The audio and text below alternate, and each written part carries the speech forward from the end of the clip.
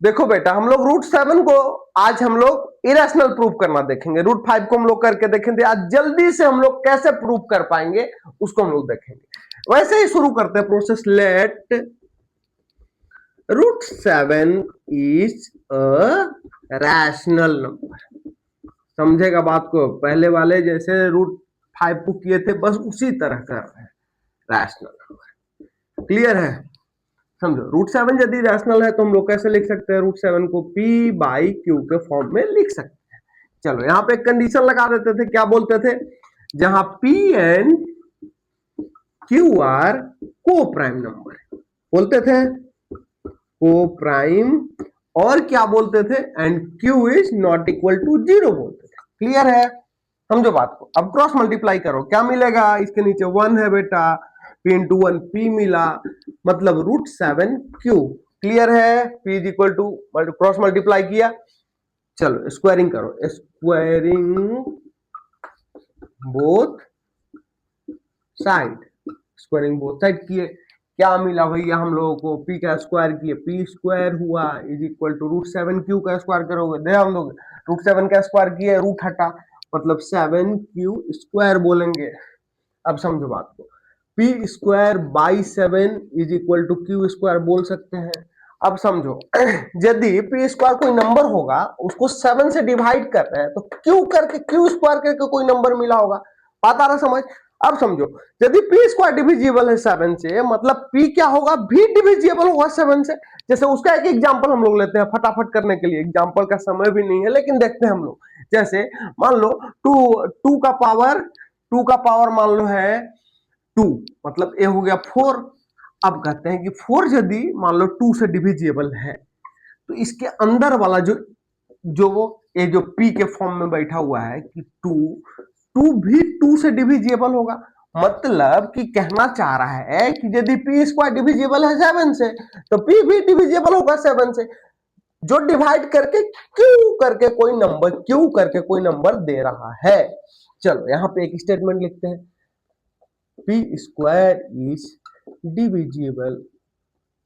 Divisible by 7, then p is also divisible by 7। चलो खत्म यहां तक बात। अब समझो बात, अब इधर एक और कहानी करते थे हम लोग। क्या करते थे? अब देखो समझो बात, यदि p 7 से डिविजिबल है, यदि p 7 से डिविजिबल है तो कुछ ना कुछ एक नंबर मिलेगा। मान लेते हैं कि वो नंबर मिलेगा r। इसको मानना इक्वेशन 1 बेटा, ठीक है? मान लो r नंबर मिला। अब समझो इसके नीचे भी 1 है, क्रॉस मल्टीप्लाई करो, क्या मिलेगा? p into 1 p is equal to 7r मिलेगा। करो squaring both side, squaring both side करेगा, क्या मिलेगा बेटा बताओ?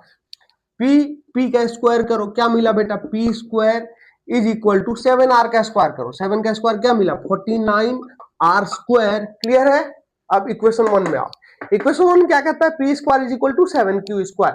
यहां पे लिख देंगे फ्रॉम इक्वेशन 1, p स्क्वायर क्या कहता है? 7q square. लिख देंगे 7q square is equal to 49r square. चलो यहां लिखेंगे हम लोग 7q स्क्वायर, 49 को नीचे ले आओ, 49 is equal to r square. 7 7 या 49, क्या मिला बेटा? यहां से समझो, यहां से समझो तो क्या मिला हम लोगों को? अब यहां से आया हम लोगों को क्या मिला? q square by 7 is equal to r square. q square by 7, q square by 7 is equal to r square. Same condition आ गया इसके जैसा। आ रहा समझ? मतलब हम लोग क्या बोलेंगे कि q स्क्वायर एक नंबर है जिसको कि 7 से डिवाइड किया जा रहा है, तो r स्क्वायर करके कोई नंबर मिल रहा है। क्लियर है? मतलब हम लोग बोलेंगे कि q square is divisible by 7, then q is also divisible by 7, divisible by 7। अब समझो, अब हम लोग क्या बोले थे बेटा यहां पे कि p और q क्या है? को प्राइम है। मतलब कि इन दोनों का जो कॉमन फैक्टर है वो 1 के अलावा और कोई नहीं होगा। लेकिन हम लोग यहाँ पे क्या देखें भैया, इसका एक कॉमन फैक्टर 7 आ गया जो कि P है। यहां देखें तो भैया Q का भी एक कॉमन फैक्टर 7 आ गया, मतलब कि भाई यहाँ पे तो बोल रहा है कि Q is also divisible by 7 भैया, मतलब Q का भी एक 7 फैक्टर है। और यहाँ बोल रहा है कि P का भी एक कॉमन फैक्टर 7 आ गया। तब बोल देंगे हम लोग कि P and Q have common factor other than 1, common factor other than 1, therefore it is not co-prime, it is not co-prime। फिर अपना इंग्लिश लिख लेना, इंग्लिश तुम लोग जानते हो।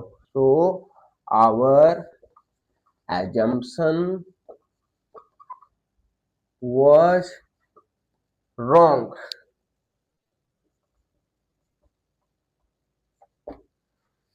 therefore फिर यहां से वही लिख देना और क्या, therefore √7 इज इरेशनल।